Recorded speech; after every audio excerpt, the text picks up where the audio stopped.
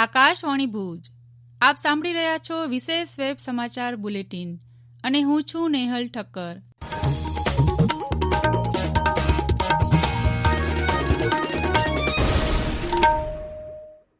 નમસ્કાર. દિવાળીના તહેવારોને ધ્યાનમાં રાખીને અમદાવાદ મેડિકલ એસોસિએશન AMA અને Ahmedabad family physician association AFPA દ્વારા ડોક્ટર ઓન કોલની સેવા આપવામાં આવશે. આવતીકાલથી 19 નવેમ્બર દરમિયાન આ સેવા ચાલુ રહેશે. દર્દીઓ માટે આશીર્વાદરૂપ પુરવાર થયેલી આ સેવામાં બંને એસોસિએશન દ્વારા 108 ઇમરજન્સી સેવા અને અન્ય હોસ્પિટલો સાથે પણ સરળ સંકલન સાધવામાં આવ્યું છે. આ અંગે વધુ માહિતી આપતા અમદાવાદ મેડિકલ એસોસિએશનના અધ્યક્ષ ડોક્ટર કિરીટ ગઢવીએ જણાવ્યું હતું કે દિવાળીના તહેવારોમાં કાર્યરત ડોક્ટરોનું વોટ્સએપ ગ્રુપ પણ બનાવવામાં આવ્યું છે અને ડોક્ટરોની યાદી તેમજ એરિયા કોઓર્ડિનેટરોના નંબરો પણ પૂરા પાડવામાં આવ્યા છે.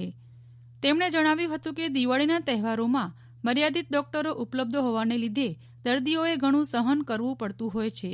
દર્દીઓને અગવડો ન પડે અને સમાજને મદદરૂપ થવાય તેવી ભાવનાથી અમદાવાદ મેડિકલ એસોસિએશન અને અમદાવાદ ફેમિલી ફિઝિશિયન એસોસિએશન દ્વારા છેલ્લા 10 વર્ષથી ડોક્ટર ઓન કોલ દિવાળી સેવાનું આયોજન કરવામાં આવે છે. AMA દ્વારા AMA વેબસાઇટ પર ખાનગી હોસ્પિટલમાં ખાલી બેડનું લિસ્ટ મૂકવામાં આવે છે. આ અનુસંધાને અમદાવાદ મેડિકલ એસોસિએશનના ફેસબુક પેજ પર પણ જરૂરી વિગતો મળી રહેશે.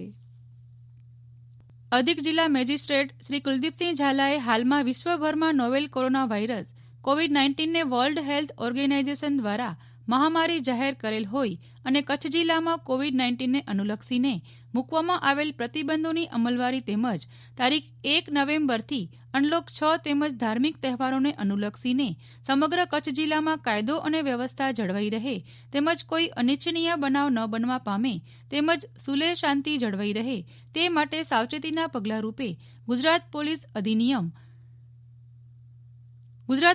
અધિનિયમ અન્વયે તેમને મળેલ અધિકારની રૂએ તારીખ 30 નવેમ્બર સુધી સમગ્ર કચ્છ જિલ્લામાં હથિયારબંધીના આદેશ જાહેર કર્યા છે.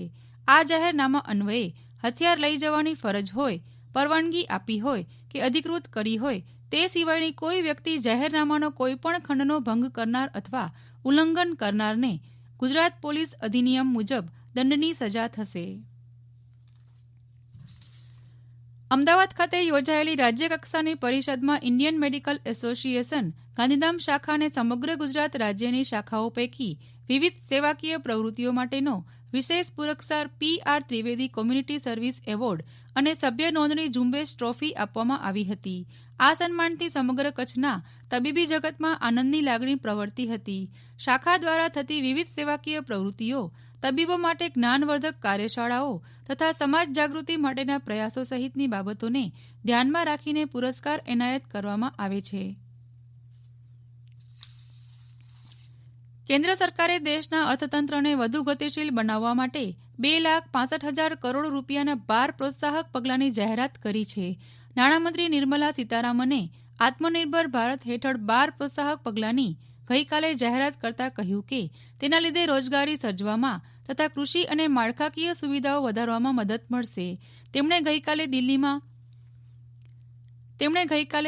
જણાવ્યું હતું કે PMI સૂચકાંક, ઉર્જાનો વપરાશ, GSTની વસૂલાત, બેંકોના ધિરાણ સહિત વિવિધ ક્ષેત્રમાં થયેલો વધારો દર્શાવે છે કે દેશનું અર્થતંત્ર સારી રીતે કામગીરી કરી રહ્યું છે.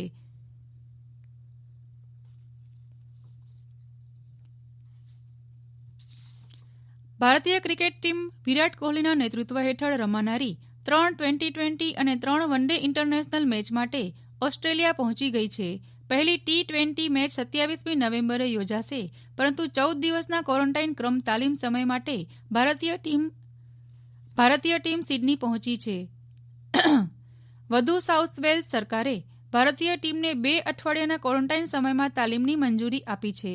સિડનીના બ્લેક ટાઉન ઇન્ટરનેશનલ સ્પોર્ટ્સ પાર્કમાં તાલીમ સત્ર યોજાશે.